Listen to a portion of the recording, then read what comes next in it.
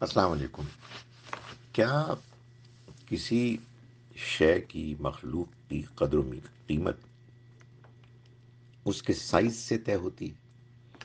کیا ایک انسان کی جو بہت سمجھدار ہے مگر اس کا قد 5 فٹ کا ہے، وہ اس شخص کے مقابلے میں کہ جو ناسمجھ ہے لیکن اس کا قد 8 فٹ ہے، کمتر انسان ہے؟ کیا ہم حقیقت کو طے کرنے کے لیے یہی پیمانہ رکھتے ہیں کہ کوئی شے اپنی سائز میں کتنی بڑی ہے اور کوئی شے اپنی سائز میں کتنی کم ہے؟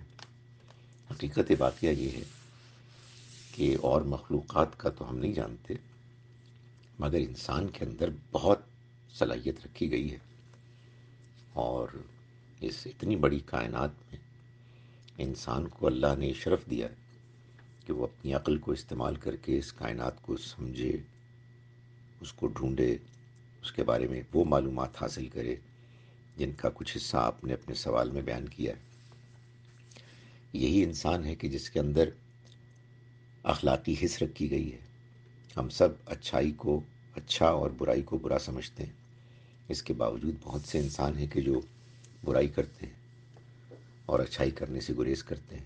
اس برائی کرنے سے وہ زیادتی کرتے ہیں، ستاتے ہیں، اور اس کائنات کے بنانے والے کو نظر انداز کرتے ہیں۔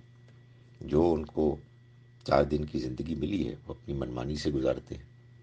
تو اللہ تعالیٰ نے تو ہم سے یہ چاہا کہ اس بہت بڑی کائنات میں وہ ہمیں یہ بتائے کہ وہ بہت بڑا ہے اور ہم بہت چھوٹے ہیں، اس لیے ہمیں اس سے اس کا چھوٹا بن کے، اس کا بندہ بن کے اس دنیا میں رہنا ہے، اس کا کہا ماننا ہے اور اس کی عبادت کرنی ہے، اس کی دی ہوئی اخلاقیات پر عمل کرنا ہے، تاکہ وہ ہمیں اس دنیا سے اٹھائے اور ایک ایسی دنیا میں لے جائے جو کبھی نہ ختم ہونے والی ہے، اور جس کی نعمتوں کا اس دنیا کی نعمتوں کے مقابلے میں کوئی ریشو پروپورشن نہیں ہے۔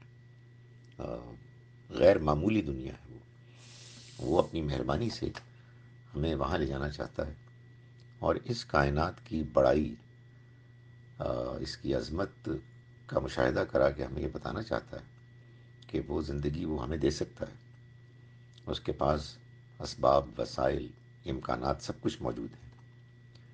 تو ہمارے اندر یہ احساس کہ ہمیں صحیح اور غلط میں فرق کرنا ہے، اور اس کائنات کا ایک خالق ہے جس کا بندہ بن کے رہنا ہے، اس وجہ سے ہم اس کے ہاں جواب دیں۔ ہمارا سائز میں چھوٹا ہونا یہ کوئی مسئلہ نہیں ہے، اصل چیز ہے معنویت، عقل، احساس، شعور، صحیح اور غلط میں تمیز، امیجنیشن۔ یہ وہ چیزیں ہیں جو اللہ نے ہم کو دی ہیں اور مخلوقات کو بھی دی ہوں گی، لیکن ہمیں آزادی دی ہے کہ ہم اپنی آزادی سے چاہیں تو صحیح اور چاہیں تو غلط راستے کو اختیار کریں۔ اس وجہ سے ہم اللہ کے یہاں جواب دیں۔